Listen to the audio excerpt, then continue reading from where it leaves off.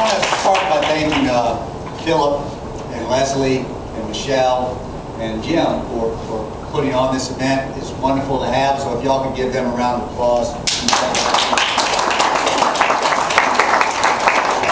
As I said, my name is Melancon, and if you like, you can call it Melancon, because when I was growing up, my dad was in the Army, and that's what we were called as we traveled around. And one day, when I was smart enough to know better, I said, Daddy, how come we're Melancon when we're overseas, and then we go back to your mama's house in Louisiana, it's Melancon? And he said, well, first day I was on the parade ground, I was standing there, and I was the last one. No one else was there except me. Everybody else had gone off, and he said, Sergeant said, what's your name, boy? He said, Yves Melancon. I said, how do you spell that? He said, Y-V-S-M-E-L-A-N-C-O-N. Sergeant looked down the list, and he said, that's Melancon, boy, and don't you ever forget it. So, growing up, Melancon, as Jim said, I ended up getting a PhD from LSU. We moved to Sherman in 1995 so I could get a job. My wife got a job in Denison, and we had two small boys at the time, and so she wanted to be near the kids, and she looked at me and said, you'll commute. And I looked at her and said, yes, ma'am. So we lived in Sherman, we settled in Sherman, and it's been the best decision she ever made for us because we were very happy. She was a Teacher of the Year for K-Lake radio station. Our sons were growing up, enjoying the great public schools that we have here in Texas. My oldest son's now in 10th grade and plays in the band, and they went to state last year.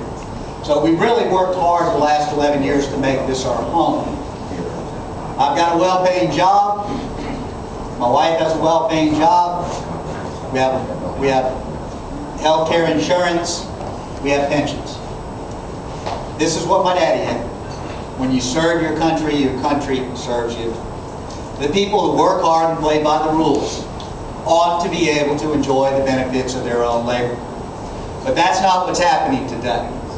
When Washington politicians pass a law, they kick us in the gut and let some corporation take our bucket. They pass an energy bill and we got higher energy prices. They pass a health care bill and we lose health care. They pass a jobs bill and they ship jobs overseas. They occupy a foreign country and they make us less safe. All you have to do is look at the results and you will see that we've been betrayed. I made that decision just over a year ago at Katrina when I watched what happened in New Orleans, because I went to high school in New Orleans, and so I was looking. And for 4 days Americans were without food. For 4 days Americans were without water. And for 4 days Americans were without shelter. These are my moral values. When you see someone hungry, you give them food. When you see someone naked, you give them clothes. When you see someone thirsty, you give them water. And this government has betrayed the American people. Why? Because they are too busy serving their friends and their cronies. And it is time to hold them accountable for their moral failure. It is time to hold them accountable for betraying the American people. We can do this together because the Constitution of the United States gives us the power. It says, we the people of the United States of America in order to form a more perfect union. This is our responsibility. It's not those people, it's not your neighbor, it's everybody, it's ours. We have to take it upon ourselves to make a better country for our neighbors. Because every time we have looked after our neighbors, when we go back to the moral foundation that we have to look after our neighbors as we look after ourselves, when we do that, we are stronger, we are more prosperous, and we are more secure. So we need to fight for well-paying jobs. And we can do that first and foremost by saying that Congress shall not have a pay raise until the average American makes a pay raise. Instead of tying congressional pay raise to Paris Hilton's estate tax, we need to tie congressional pay raise to people that make the median income. When it rises, so can congressional pay raise. We need to fight for Texas families. We need to make sure that we have affordable health care.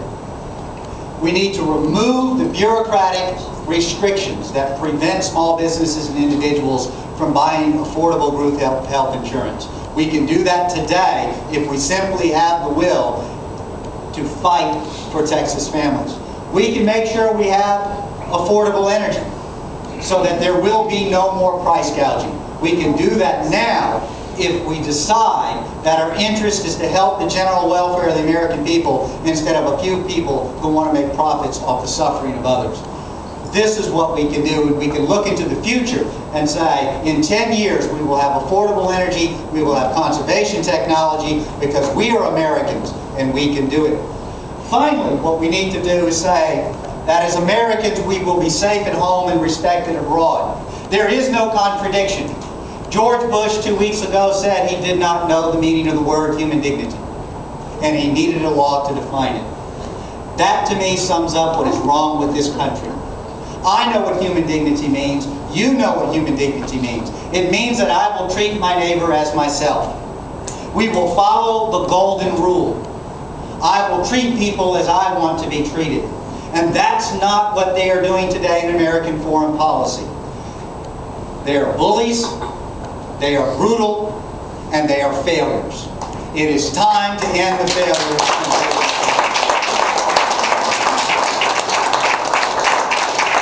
We are Americans. We are not third world thugs. And it's time for us to start acting like Americans. We need to start acting on the values that made us strong. We look after our neighbors. We respect human dignity. And every time in American history when we've done that, we have been stronger, we have been more prosperous, and we have been more secure. So I ask for your help. I ask for your support, because America needs you now more than ever to stand up for your country. Please join me and fight for Texas families.